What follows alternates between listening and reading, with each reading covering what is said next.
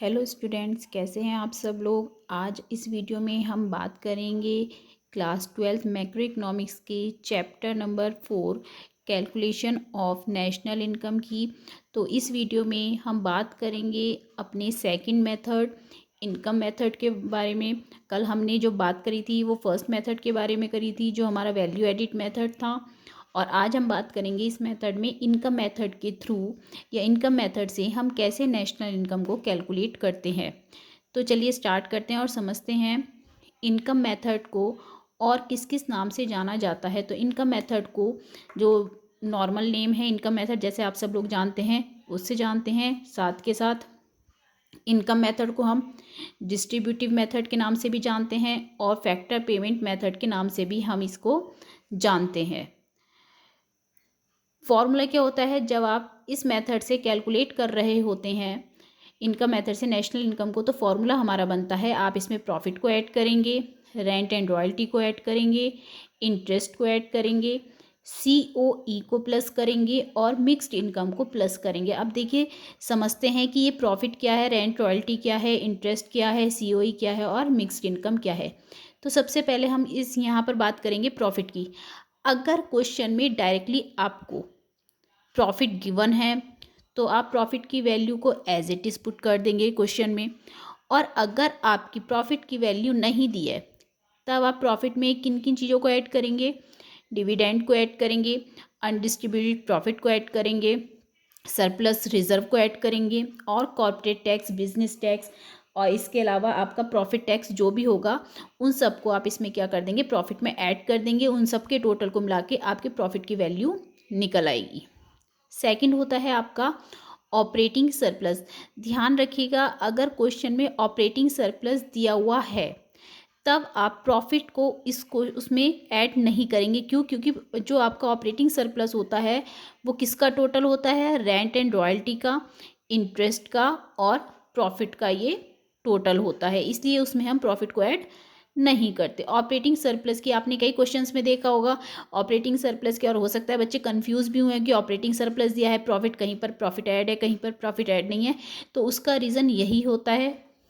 फिर आता है थर्ड आपका COE। COE क्या होता है, कंपेंसेशन ऑफ एम्प्लॉयज़।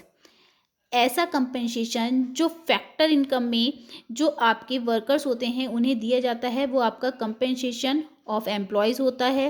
ये किस किस फॉर्म में देते हैं, वेजिस की फॉर्म में देते हैं, सैलरी की फॉर्म में देते हैं। ये wages and salaries in kind, kind की फॉर्म में भी देते हैं। काइंड की फॉर्म में क्या होता है, जैसे कि आपका इन्होंने इसमें कोई भी अलाउंसेस दे दिया, पेट्रोल का खर्चा दे दिया, मोबाइल का खर्चा दे दिया, इस तरीके से, या खाने का खर्चा दे दिया। ये क्या होते हैं, ये होते तो आपकी सैलरी में ऐड हैं लेकिन इन्हें अलग से शो करा जाता है। ये क्या कहलाते हैं, आपके सैलरीज इन काइंड कहलाते हैं। और थर्ड आता है आपका एम्प्लॉयज़ कॉन्ट्रीब्यूशन। एम्प्लॉयज़ कॉन्ट्रीब्यूशन क्या होता है कि जो एम्प्लॉयज़ अपनी सैलरी का कुछ हिस्सा सेव करके चलते हैं पेंशन की फॉर्म में, कि उनको रिटायर पेंशन मिल जाएगी, जब वो रिटायर होंगे तब उन्हें वो पैसा वापस मिल जाएगा। तो ऐसा पैसा जो एम्प्लॉयर्स ने कंट्रीब्यूट करके रखा है अपने सोशल सिक्योरिटी के लिए, ठीक है।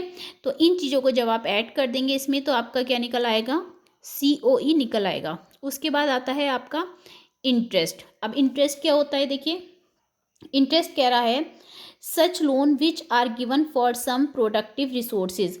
ऐसा लोन जो आपने किसी प्रोडक्टिव रिसोर्सेज के लिए लिया है उस पर मिलने वाला इंटरेस्ट आपकी नेशनल इनकम में काउंट किया जाता है। फिर आता है आपका इसमें मिक्स्ड इनकम। मिक्स्ड इनकम क्या होती है, मिक्स्ड इनकम वो ऐसी इनकम जो इन सब में ऐड नहीं हुई है, जो इन सब में ऐड नहीं हुई है वो इनकम आपकी मिक्स्ड इनकम में इंक्लूड है। और इसमें किस किस की इनकम आती है, जैसे कि फार्मर्स की, barber, vendors, cobbler, retailer, small shopkeepers etcetera. जो मतलब जिन्होंने जो सेल्फ एम्प्लॉयड हैं, जिन लोगों ने खुद के लिए वर्क कर रखा है लेकिन उनकी इनकम को हमने यहाँ पर ऐड नहीं करा है, वो सब क्या है आपके मिक्स्ड इनकम में इंक्लूड होंगे। अब ध्यान रखिएगा कि जब आप नेशनल इनकम को इनकम मेथड से कैलकुलेट करते हैं तब आपका निकल कर आता है NDPFC। और NDPFC से अगर आपको नेशनल इनकम पर जाना है, NNPFC पर जाना है, तब आप क्या करेंगे, इसमें net domestic product at factor cost, और आपको पता है जब आप डोमेस्टिक से नेशनल पर जाते हैं, जब आप डोमेस्टिक से नेशनल पर जाएंगे तब आप इसमें प्लस कर देते हैं NFI। NFI का मतलब क्या होता है, net factor income from abroad. ऐसी इनकम जो आपको एब्रॉड से हो रही है, उस इनकम को हम किस में ऐड कर देंगे, NDPFC में ऐड कर देंगे, तब आपका इनकम मेथड से निकलने वाला NDPFC किस में कन्वर्ट हो जाएगा, NNPFC में।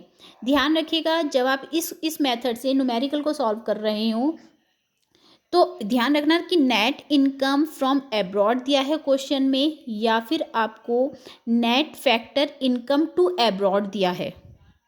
बहुत बेसिक बात है, मोस्टली बच्चे यहाँ गलती करते हैं कि जो इनकम आपको रिसीव हो रही है, अगर फ्रॉम एब्रॉड दिया है तब आप उसे प्लस करेंगे, और टू एब्रॉड है तब इसका मतलब ये है कि आपको इनकम रिसीव नहीं हुआ है, आपने पेमेंट करा है उस चीज़ का।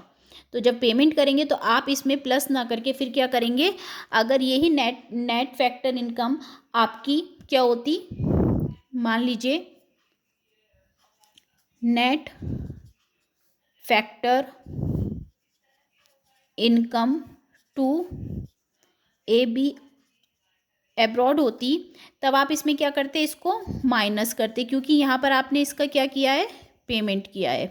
तो इस तरीके से आप इस मेथड के थ्रू क्या कर पाएंगे, अपने क्वेश्चन को सॉल्व कर पाएंगे। अगर आपको वीडियो पसंद आई है तो कमेंट करके बताइएगा, और कल की वीडियो में हम बात करेंगे अपने एक्सपेंडिचर मेथड की, और इस तरीके से हम बहुत ही कम समय में अपने चैप्टर को कंप्लीट कर लेंगे और नेशनल इनकम का चैप्टर हमारा कंप्लीट हो जाएगा। और ध्यान रखिएगा आपके बोर्ड एग्जाम में मोस्टली क्वेश्चंस आते हैं वैल्यू फाइंड आउट करना, जैसे आपसे किसी मेथड में बोल दिया जाएगा कि रेंट रॉयल्टी निकालिए, वैल्यू फाइंड आउट करने के लिए वेजेस सैलरीज निकालिए।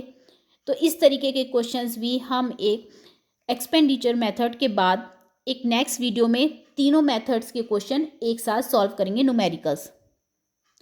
तो अगर आपको वीडियो पसंद आई है तो वीडियो को लाइक करें, चैनल को सब्सक्राइब करें और शेयर करें। Thank you.